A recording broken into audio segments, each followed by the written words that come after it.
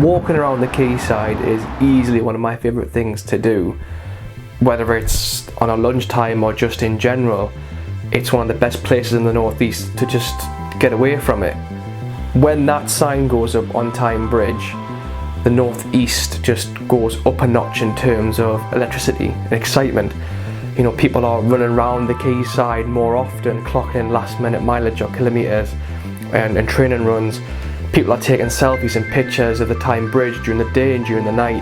I don't know, it's just, there's a sense of excitement around the northeast leading up to Great North Run.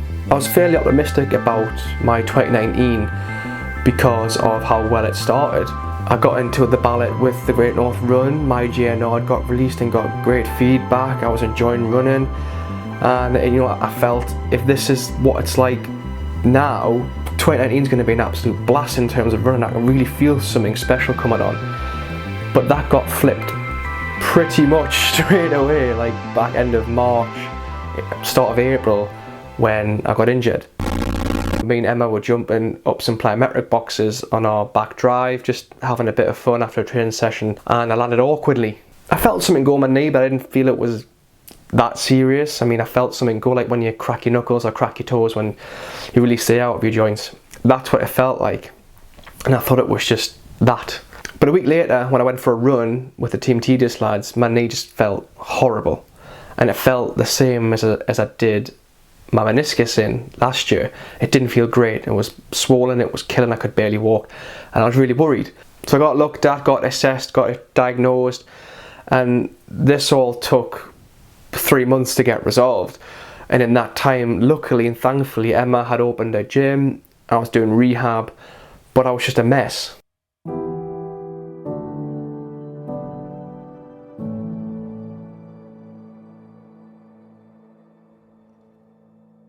You know, training on your own, it's horrible because you can't go out and enjoy running for what it is, like going up and running in groups with your friends or even on your own if you want to. I wasn't getting that endorphin hit, I was missing it. And it got to the point where I deleted Strava, I was like hiding notifications and hiding posts when people were posting their PB times or race pictures and what have you, and I even muted the Team Tedious group for about a couple of weeks or so, or a month or so, because I just didn't want to know anything. And it sounds really bad, it sounds really negative, but that was my thought process. If I didn't see it, then I've got nothing to get upset for. Just concentrate on my rehab work.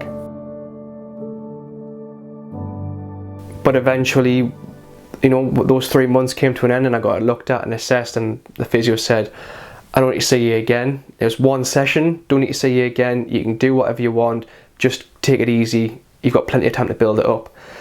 And you know, I threw myself into it really cautiously. You know, I went for a 1 mile run to give it a tester. I was squatting very, very lightly. I was still doing rehab stuff on my knee.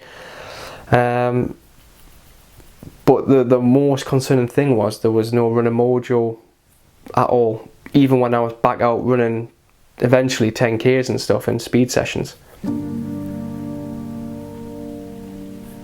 The thing about that and the lack of a running mojo is because every year since I've been doing the Great North Run, I've always booked 3 races, and because of the uncertainty of the knee injury, I didn't, apart from Bladen races and another race up here in Northumberland.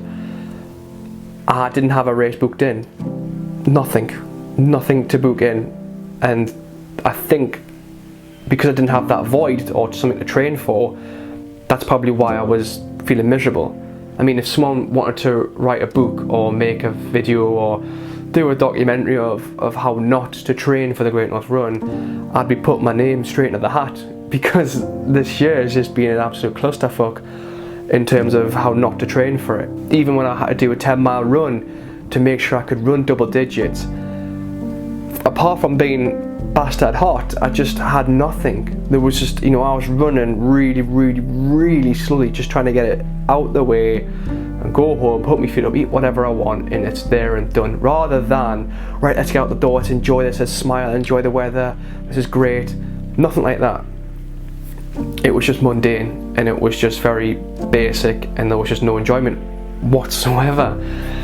And that's not like me at all. When I was running recently, about a couple of weeks ago, I was thinking, maybe this is the year that I'm not supposed to do the Great North Run. Maybe I should just defer it.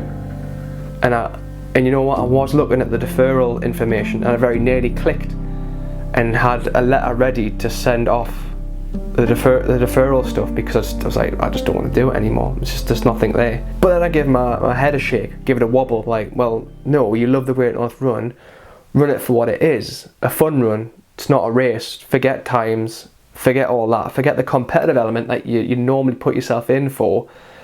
Do it for the sheer pleasure of running with 50,000 people who are running it to raise money for awareness or something, or just for their self-encouragement and positivity. This is the thing, if someone tells you that training for the Great North Run, or even training for a half marathon in general, is easy, then unless even not even elite athletes, they're lying. If they say they can do it in their sleep, or do it as easy as a snap of fingers, or they could do a half marathon every day without losing their breath, and they don't struggle during a training session, then I'm sorry, they're lying. They are lying.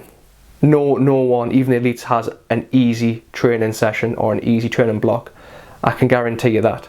Look, my training, and I'm pretty sure I'm not the only one with this, it's not perfect. It's not been perfect. It's probably been the worst year to train with.